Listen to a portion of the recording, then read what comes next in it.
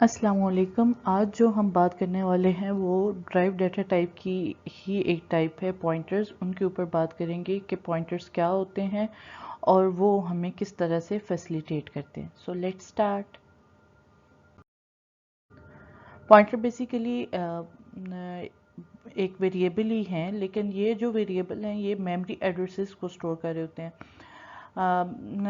जब हम पॉइंटर्स को इस्तेमाल करते हैं ना बेसिकली, तो आप ये समझिए कि हम लो लेवल प्रोग्रामिंग पे चले गए, जहाँ पे हम मेमोरी के एड्रेसेस को डायरेक्ट एक्सेस कर रहे हैं, मेमोरी से डायरेक्ट डाटा को फेच कर रहे हैं, डायनेमिकली मेमोरी एलोकेट कर रहे हैं और उनके ऊपर मैनिपुलेशन परफॉर्म कर रहे हैं।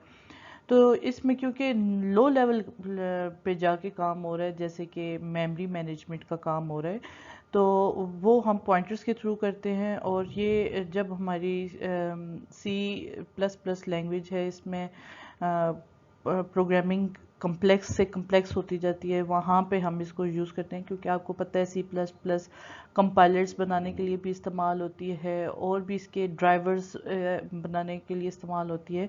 तो इसके मुख्तलिफ पर्पज़ हैं, इसलिए इसके जो बेसिक कॉन्सेप्ट्स हैं वो आपको सारों को पता होना चाहिए कि कौन कौन से कॉन्सेप्ट्स जो हैं वो सी के अंदर मौजूद हैं और वो किस तरह से वर्क करते हैं। अच्छा, आप सिंटेक्स के ऊपर बात करते हैं, तो पॉइंटर्स का सिंटेक्स बिल्कुल ऐसे ही है जैसे कि हम नॉर्मल वेरिएबल डिक्लेयर करते हैं सी प्लस प्लस में, यानी कि डाटा टाइप और वेरिएबल नेम। जस्ट इसमें एक चीज़ और ऐड होगी, that is the D referencing operator. ये स्टैटिक का जो साइन है पॉइंटर डिक्लेरेशन में, जो कि ये बताएगा कि ये पॉइंटर है और पॉइंटर नहीं है। Like data type, pointer name और साथ ये स्टैटिक। अगर ये स्टैटिक नहीं होगा तो देन आप इसको क्या समझेंगे, वेरिएबल। और अगर ये साथ स्टैटिक होगा तो देन हम लोग इसको रिकॉग्नाइज कर सकेंगे कि ये एक पॉइंटर है। ठीक हो गया, ये इसका सिंटेक्स है। अब हम पॉइंटर को वन बाय वन देखेंगे कि पॉइंटर डिक्लेयर कैसे किए जाते हैं, इनिशियलाइज कैसे किए जाते हैं और डी रेफरेंसिंग कैसे की जाती है। तो वन बाय वन हर एक चीज़ को डीपली डिस्कस करते हैं।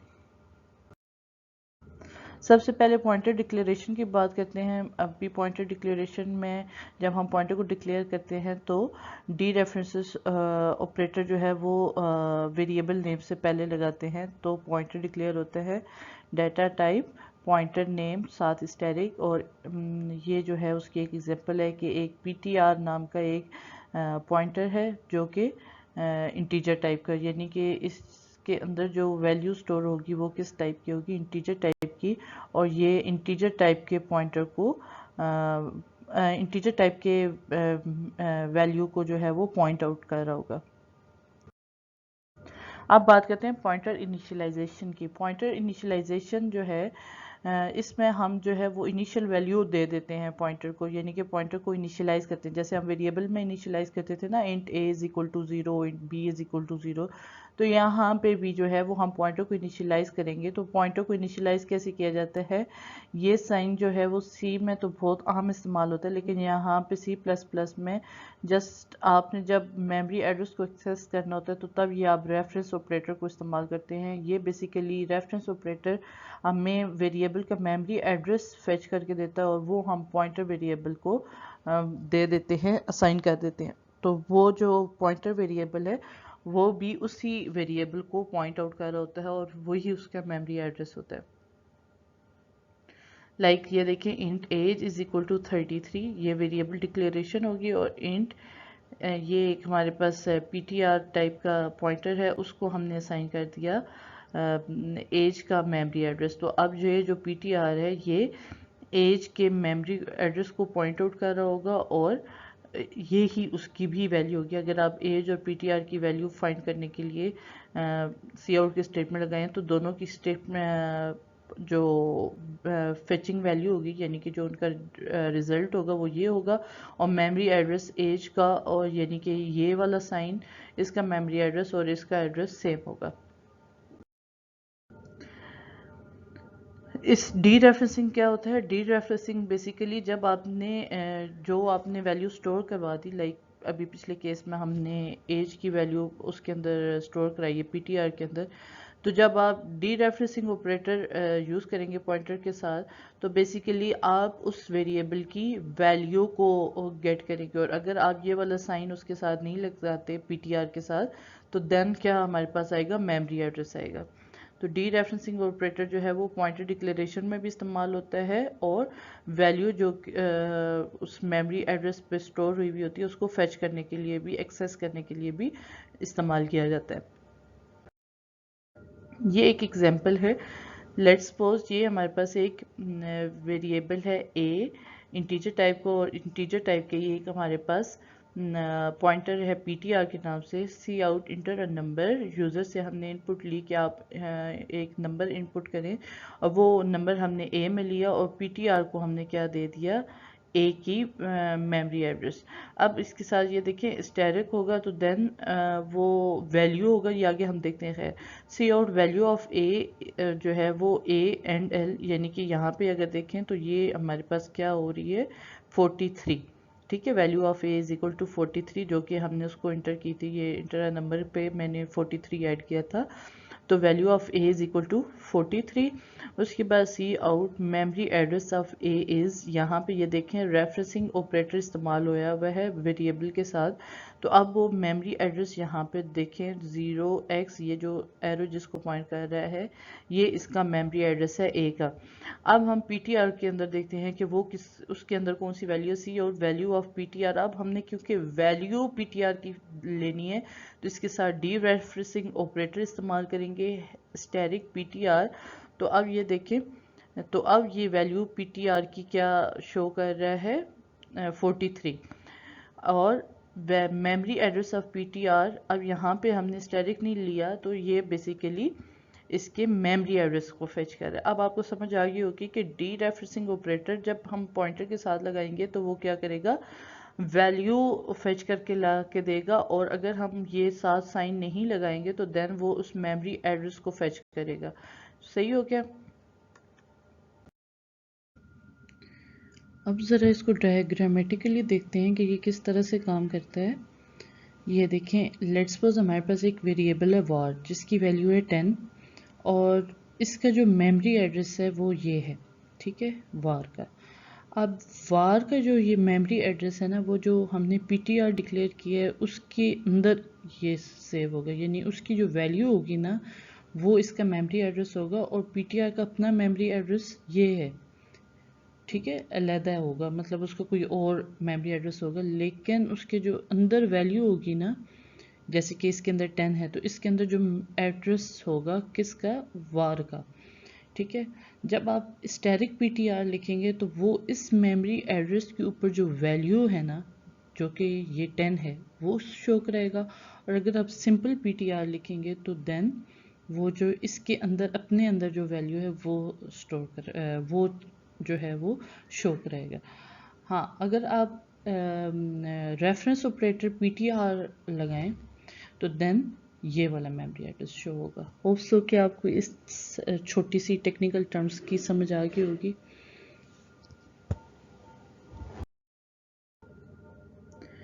अब पॉइंटर अर्थमेटिक की बात करते हैं। पॉइंटर अर्थमेटिक बेसिकली हम पॉइंटर के साथ जो है वो मैनिपुलेशन कैसे कर सकते हैं। हम जैसे बाकी वेरिएबल्स के साथ प्लस माइनस मल्टीप्लाई डिवाइड कर सकते हैं, इसी तरह से पॉइंटर्स के साथ भी हम जो है वो सब्ट्रैक्शन कर सकते हैं, एडिशन कर सकते हैं, और उसको डिफरेंट मेमोरी एलोकेट करके दे सकते हैं। बेसिकली पॉइंटर अर्थमेटिक एरे के साथ इस्तेमाल हो सकता है, फंक्शंस के साथ इस्तेमाल हो सकता है, किसी के साथ भी आप इसको इस्तेमाल कर सकते हैं। हम वन बाय वन एक एक एग्जांपल के थ्रू इन चीज़ों को डिस्कस करते हैं।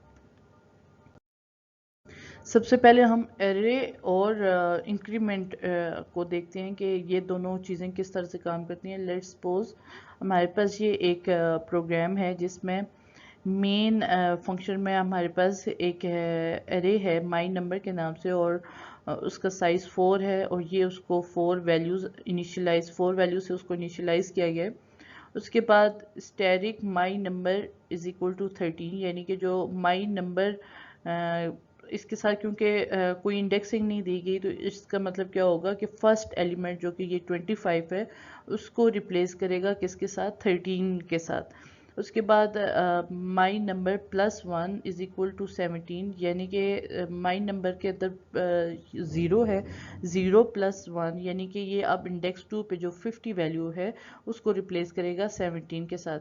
अब आप सी आउट की स्टेटमेंट्स के साथ जो है वो फेच करेंगे कि अब जो है स्टैटिक माई नंबर है, इसका मतलब क्या है कि वो 0 इंडेक्स की वैल्यू को फेच करके लाएगा। अब वो यहाँ पे 25 को शो नहीं कराएगा बल्कि क्या शो कराएगा 13 को, और माई नंबर +1 की जगह जो है वो 50 के बजाय 17 को शो कराएगा।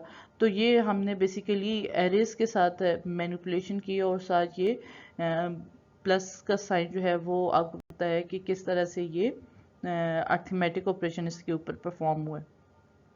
और भी हम एग्जांपल देखते हैं। सबसे पहले नल पॉइंटर के बारे में देखते हैं कि नल पॉइंटर क्या होते हैं। बेसिकली नल पॉइंटर जो है वो ज़ीरो को जैसे हम वेरिएबल को ज़ीरो से इनिशियलाइज करते हैं, इसी तरह से प्रोग्रामिंग में एक अच्छी अप्रोच समझी जाती है कि जब आप पॉइंटर को डिक्लेयर करें तो साथ उसको नल से जो है वो इनिशियलाइज कर दें ताकि उसके अंदर किसी किस्म का हमें गार्बेज वैल्यू का मसला ना मिले, कोई हमें वो गलत जगह पे पॉइंट ना करे। तो ऐसे पॉइंटर्स जिनको eight the time of declaration आप उनकी वैल्यू को नल सेट कर देते हैं, ऐसे पॉइंटर्स को नल पॉइंटर कहते हैं। और ये एक अच्छी प्रोग्रामिंग अप्रोच है, आपको इसी तरह से ही करना चाहिए जब आप पॉइंटर्स के साथ काम कर रहे हो। इस तरह से int static ptr is equal to null. अब क्या है, ये ptr जो है at the time of declaration हमने इसको नल असाइन कर दिया, और अब अगर हम इसकी वैल्यू को एक्सेस करें तो ये हमें ज़ीरो शो करेगा। तो हमेशा जो नल वैल्यू होती है वो ज़ीरो को पॉइंट आउट कर रही होती है, और ये एक अच्छी प्रोग्रामिंग अप्रोच है। अब हम देखते हैं कि पॉइंटर्स को फंक्शंस के साथ किस तरह से काम करवाया जाता है। बेसिकली आपने एक टर्म सुनी होगी फंक्शन में, argument pass by value and pass by reference. Pass by value जो है वो तो सिंपल होती है वेरिएबल्स के साथ, जो पास बाय रेफरेंस है वो बेसिकली पॉइंटर्स के थ्रू होती है। इसमें जो है वो ओरिजिनल डाटा जो है वो मॉडिफाई होता है, क्योंकि इसमें मेमोरी एड्रेस डायरेक्ट फेच होता है, उसको पास किया जाता है एज अ पैरामीटर, और जो भी उसके अंदर मैनिपुलेशन होती है वो all over the program show होती है। इस तरह से इसको एग्जांपल को समझें कि लेट्स सपोज मैं ये कॉमन एग्जांपल देती होती हूँ कि मेरे पास आपकी एक मार्कशीट है एक्सेल की, और मैं आपको वो एक्सेल शीट जो है वो खोल के ओपन करके दे देती हूँ कि इसमें देखें आपके मार्क्स सही लगे हुए हैं, ये कोई चेंजेस करनी है। अब अगर आप उसमें चेंज करते हैं तो वो ओरिजिनल चेंज होगा, क्योंकि मैंने आपको ओरिजिनल कॉपी पास कर दी है जिस जगह पे वो जो है वो रिजाइड कर रही थी। तो पॉइंटर्स के थ्रू जब पैरामीटर्स हम पास करते हैं फंक्शंस में, तो वो जो भी चेंज आएगा वो ओरिजिनल वैल्यू के अंदर चेंज आएगा, क्योंकि वहाँ पे जो है हमने वो वेरिएबल को मेमोरी एड्रेस के साथ पास किए। इसको अब एक एग्जांपल के साथ देखते हैं। वाइड स्वैप, ये हमारे दो पैरामीटर हैं इंटीजर टाइप के पॉइंटर्स। मेन फंक्शन में ये फंक्शन डिक्लेरेशन होगी। फंक्शन डेफिनेशन में क्या है, ये दोनों एज अ पैरामीटर पास हुए। हमने जो है स्टैटिक ए के अंदर ए और बी पॉइंटर्स की वैल्यूज़ को जो है वो ऐड करके सेव कर लिया। अब दोनों की वैल्यूज़ का एडिशन जो है वो ए पॉइंटर के पास है। अब static b is equal to static a minus static b, यानी कि a के अंदर लेट्स सपोज एक मिनट में आपको अभी जैसे हमने वैल्यू ऐड की थी, a के अंदर हमने 5 ऐड किया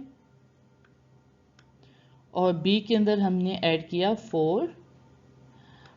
तो a static a plus static b यानी a के पास, यानी स्टैटिक ए के पास अब क्या वैल्यू आ गई 9, ठीक है। उसके बाद static b is equal to static a minus static b. तो static b is equal to static a के अंदर क्या वैल्यू मौजूद है 9 माइनस बी के अंदर क्या वैल्यू मौजूद है अभी भी 4। तो स्टैटिक बी के अंदर अब वैल्यू क्या हो जाएगी 5। ठीक हो गया। अब हम स्टैटिक ए के पास जाते हैं। स्टैटिक ए